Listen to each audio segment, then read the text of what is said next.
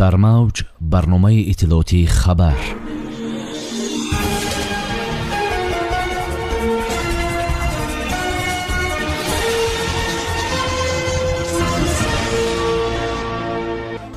тоҷикистону чин тамринҳои муштарак доир мекунанд. барандаҳои шоҳҷоиза ва ҷойҳои аввали Андалеб 2021 муайян шуданд. низомиёни афғон ба хоки Тоҷикистон фуруд омаданд. Ӯзбекистон ҳавопаймои низомии Афғонистонро зимни маршиканӣ зад.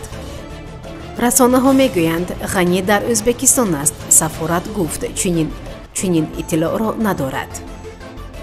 тоҷикистон ва чин дар шароити кӯҳсор машқҳои тактикии муштарак доир мекунанд. дар ин бора вазорати корҳои дохилии Тоҷикистон гузориш медиҳад. бинобар иттилои манбаъ, вазири корҳои дохилии Тоҷикистон Рамазон Раҳимзода бо намояндагони вазорати бехатарии ҷамъиятии ҷумҳурии халқии чин бо роҳбари Лю Юнфен мулоқот кардааст. дар ҷараёни вохӯрӣ ҷонибҳо масъалаҳои гузарондани машқҳои тактикии якҷояи сохторҳои махсуси Тоҷикистон ва Чинро баррасӣ карданд, менависад Спутник Тоҷикистон.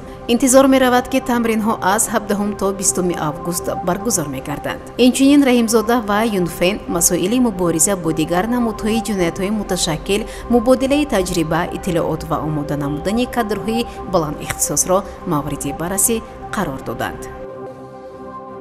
шоҳҷоизаи фестивали озмуни ҷумҳуриявии телевизионии эҷодиёти халқ Андалеб 2021 ба ҳунармандони шаҳри Панҷакент сазовор дониста шуд. иттилоъ медиҳад вазорати фарҳанги кишвар. манбаъ афзуд, ҳунармандони шаҳри Хуҷанд, шаҳри Турсунзода ва ноҳияи Ёвон барандаи ҷои дуюм ва ҳунармандони ноҳияҳои рӯдакӣ Файзобод, Тоҷикобод, Рашт ва Мӯминобод ҷои сеюм шуданд. омадааст дар Спутник Тоҷикистон. дар номинатсияҳои суруди ҳамсароён ҳунармандони шаҳри Хуҷанд рақси якка, ҳунарманди ноҳияи Хуросон, бадеҳа ҳаваскорони шаҳри Турсунзода, навозиши якка, ҳунармандони ноҳияи Варзоб, саҳначаи ҳаҷвӣ ҳаваскорони ноҳияи рӯдакӣ, суруди анъанавӣ ҳунарманди ноҳияи Шамсиддин Шоҳин, намоиши саро либоси миллӣ ҳунармандони шаҳри Панҷакент, порча аз анъанаҳои мардумӣ ҳаваскорони ноҳияи Рашт, суруди якка ҳунармандони ноҳияи Ҷаббор Расулов, суитаи овозию рақси ҳунармандони шаҳри Панҷакент баромад намуданд.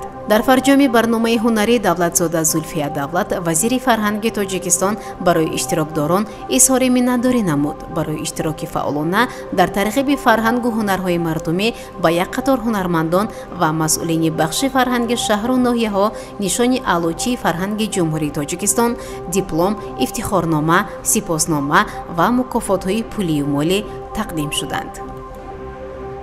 ҳавопаймои низомиёни афғон ба Бухтар фуруд омад. дар ин бора риа новисти дар истинод ба вазорати корҳои хориҷии Тоҷикистон хабар медиҳад.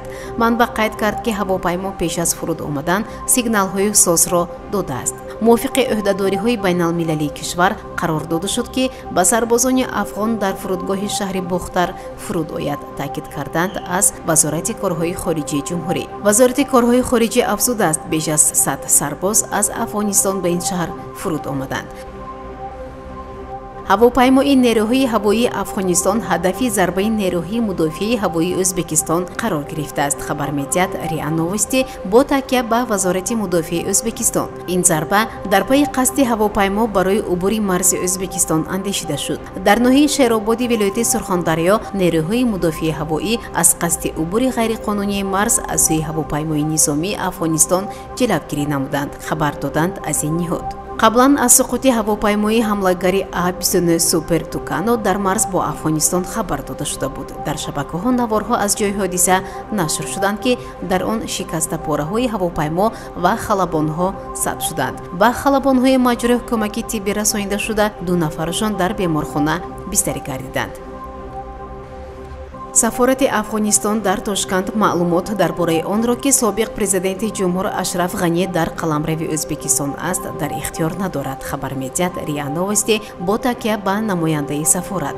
ғани тарки афғонистон карданашро эълон дошта афзуд ки инро ба далели ҷилавгирӣ аз хунрезӣ дар Кобул анҷом дод. ӯ маконашро нагуфт. Нашри Нью-Йорк Таймс бо такя ба узви ҳайати музокиракунанда дар Доҳа хабар дод ки ғани бо оила ва мушовиронаш ба Ӯзбекистон рафтааст. Баъдан муҳофизи собиқ раиси ҷумҳурии Афғонистон низ дар суҳбат бо шабакаи телевизионии қатарии Алҷазира таъид кард ки ғани дар Тошканд қарор дорад. Расман ин маълумот то ҳол тасдиқ нашудааст.